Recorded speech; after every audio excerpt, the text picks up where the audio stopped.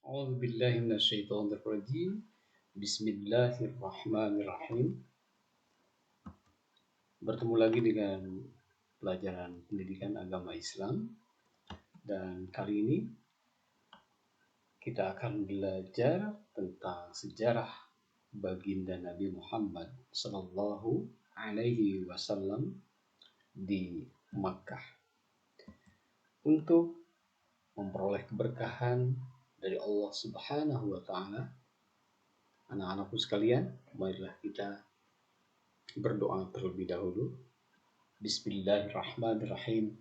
Rabbi zidni ilman warzuqni fahman wa amalan salihan mutaqabbalan.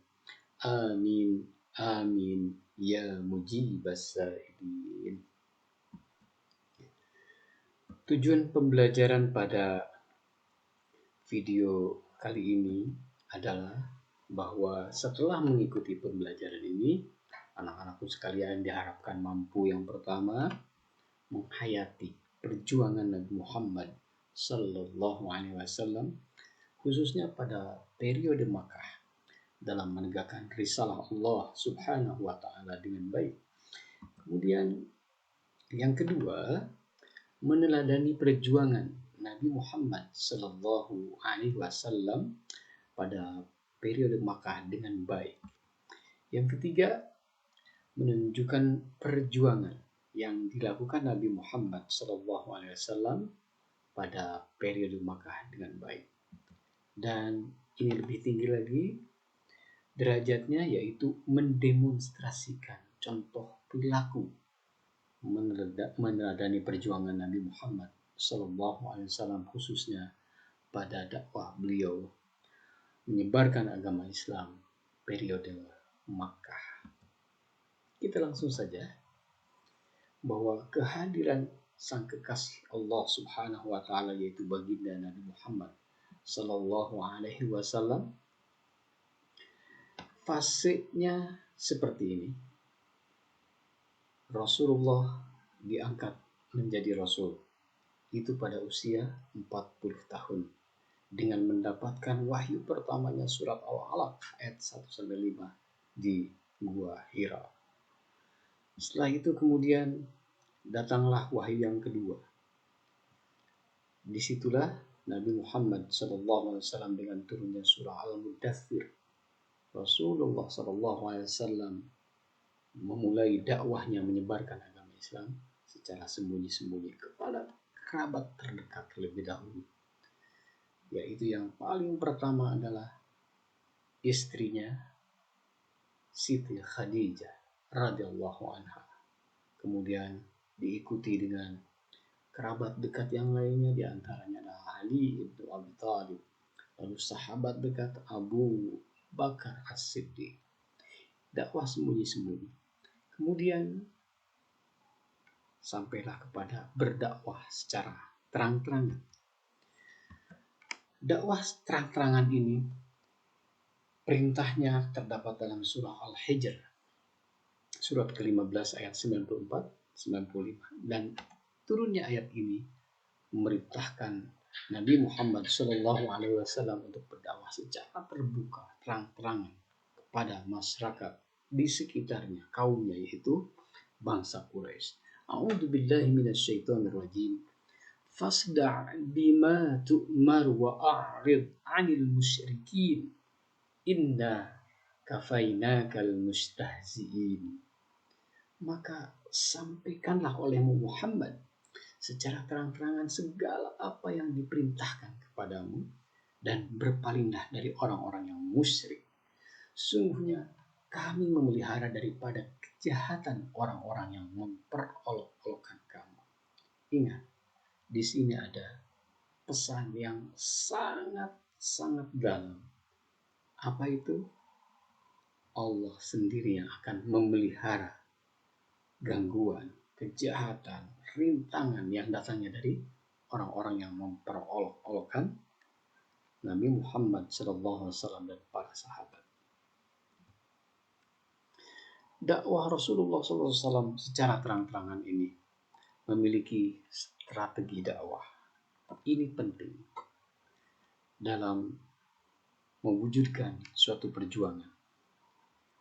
Yang pertama beliau lakukan ketika Rasulullah mendapatkan tugas untuk berdakwah secara terang-terangan, mengajak kaum Quraisy untuk masuk dalam agama Allah adalah baginda Nabi Muhammad SAW mengumpulkan seluruh sanak keluarganya, orang terdekatnya di kaki Gunung Safa, Bukit Safa, yang sekarang ini menjadi bagian dari komplek Masjidil Haram, karena dari Safa lah ibadah haji yang sa'i itu dilakukan. Di sana Rasulullah naik ke atas bukit dan menyerukan kepada orang-orang terdekat dari Nabi Muhammad SAW untuk apa? Mengajak beriman kepada Allah Subhanahu wa Ta'ala. Ketika Rasulullah SAW menjalankan tugasnya sebagai utusan Allah, tidak sedikit tantangan yang beliau terima. Di antaranya adalah Abu Lahab, paman beliau sendiri, bersikap sinis dan tidak menerima dakwah Rasulullah SAW. Kita bayangkan orang terdekatnya saja berbuat sinis dan menolak secara terang-terangan, bahkan berbalik memusuhi. Maka bagaimana orang lain yang bukan sahabat pun bukan, atau keluarga pun bukan, bisa kita bayangkan. Yang kedua, tantangan yang diterima diantaranya adalah banyak cara yang dilakukan oleh orang-orang kafir Quraisy untuk menghambat dakwah Rasul. Di antaranya Abu Lahab yang tadi pamannya mencoba untuk menyewa seorang Yahudi untuk memperolok-olokkan, untuk mencaci maki, menghina. Tapi apa yang terjadi? Orang Yahudi tersebut justru masuk Islam. Kecewa Abu Lahab. Kemudian diutuslah seorang Quraisy bernama Utbah. Ia diutus oleh kaum Quraisy mendatangi Nabi, menawarkan satu wanita cantik, harta berlimpah, bahkan diangkat menjadi raja bagi bangsa Quraisy. Tapi apa yang dilakukan Nabi Muhammad SAW? Tentu beliau menolak itu semua, karena dakwah itu bukan untuk mencari kesenangan duniawi. Kemudian tidak cukup sampai di situ orang Quraisy untuk menantang, memberikan rintangan dakwah Rasulullah, yaitu apa? Persekusi. Disiksa dengan sangat kejam. Bahkan ada yang sampai syahid. Seorang budak bilang bahkan ditindih dengan batu yang besar. Dipersekusi dengan sangat kejam. Tapi apa yang dilakukan oleh para sahabat? Di antara budak-budak itu kemudian ada yang dibebaskan. Tidak cukup dengan persekusi, dengan menyiksa secara kejam. Kemudian apa yang dilakukan oleh orang-orang Quraisy? Memboikotnya Bani Hashim, di mana itu adalah suku Nabi Muhammad SAW, diboikot, dikurung, di mana mereka tidak boleh berinteraksi dengan suku-suku lainnya. Bisa dibayangkan selama berapa tahun? 3 tahun. Sampai betul-betul mereka menderita. Di balik tantangan ada keberhasilan. Keberhasilan dakwah terang-terangan di antaranya Rasulullah SAW mendapatkan tempat untuk berdakwah, yaitu di rumah Al-Arqam bin Abil Arqam Al-Ahzum. Yang kedua, tidak sedikit orang yang tertarik untuk masuk Islam. Dan orang-orang pertama yang masuk Islam disebut dengan As-Sabiqun Al-Awwalun. Di antaranya tadi yang sudah disebutkan, Siti Khadijah, istri beliau sendiri, Abu Bakar, Ali bin Abi Thalib, Zaid bin Harisah, dan Ummu Aiman.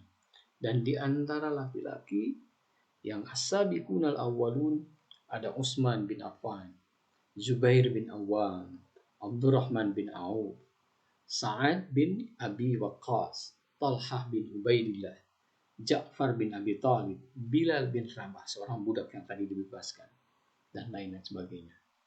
Dan di antara kaum wanitanya kita mengenal ada Safiyah binti Abdul Muthalib, bibi Rasulullah SAW. Kemudian ada Lubabah Ummul Fadl binti Haris, ada Ummu Salamah, dan istri Abu Salamah yaitu Asma binti Abu Bakar, dan lain-lain. Mari kita refleksi sejenak, menyaksikan cuplikan video perjuangan baginda Rasulullah SAW berdakwah secara terang-terangan di Makkah. Selamat menyaksikan.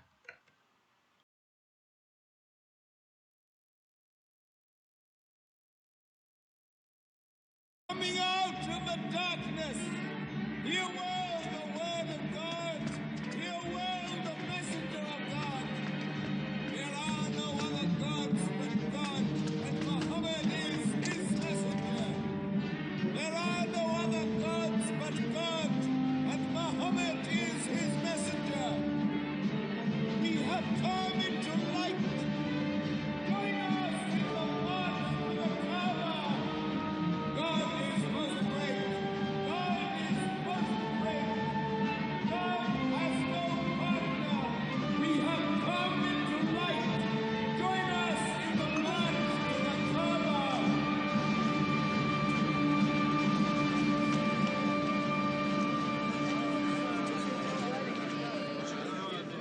Muhammad and his rebellion called Islam are coming out to foul our gods and dethrone religion. Don't let them reach the Kaaba. Throw them back. Defend your God.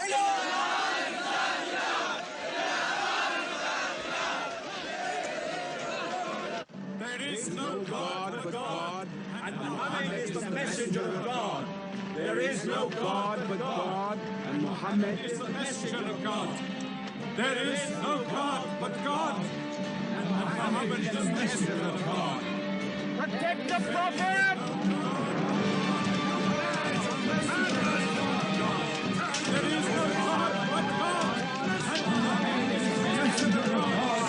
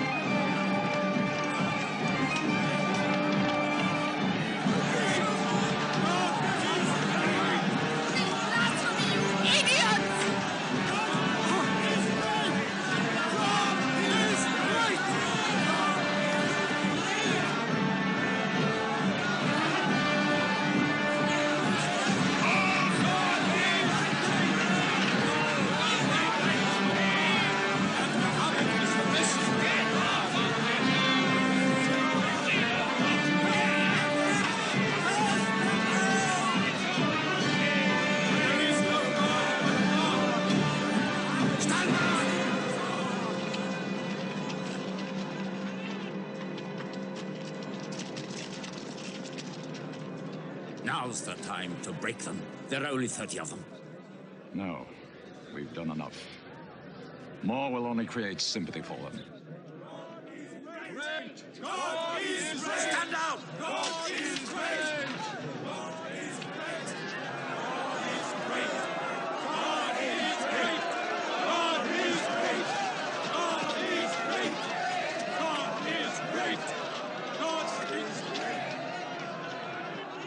In the name of God, most gracious, most merciful, say, O you who reject faith, I worship not what Keep you them worship. out of the Kaaba. Keep Neither them will out. you worship what I worship. Silence your false prophet. Finish Muhammad. Protect the Prophet. Messenger of God. Back to the corner.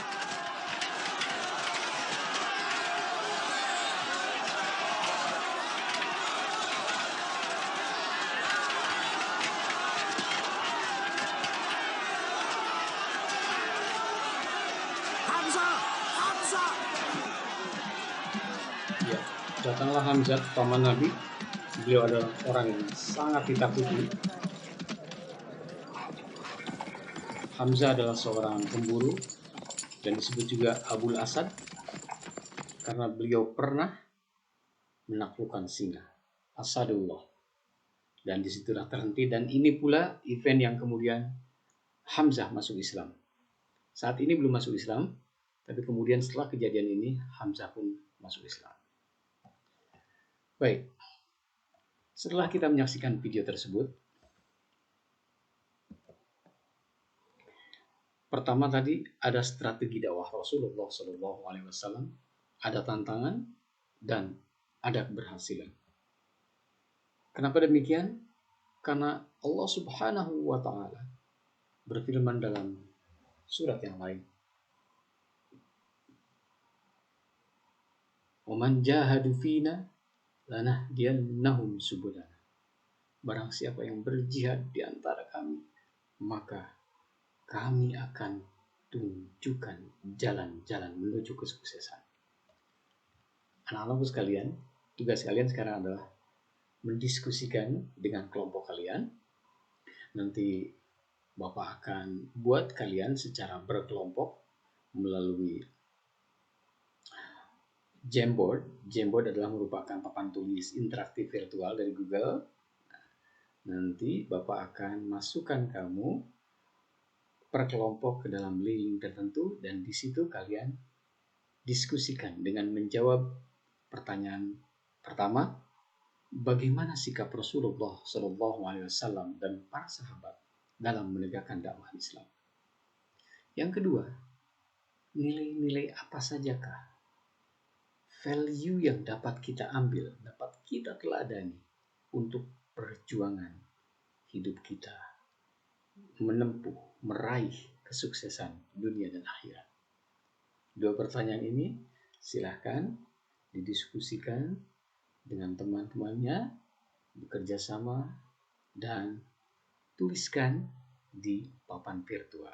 Mudah-mudahan kalian bisa mendiskusikannya dengan baik.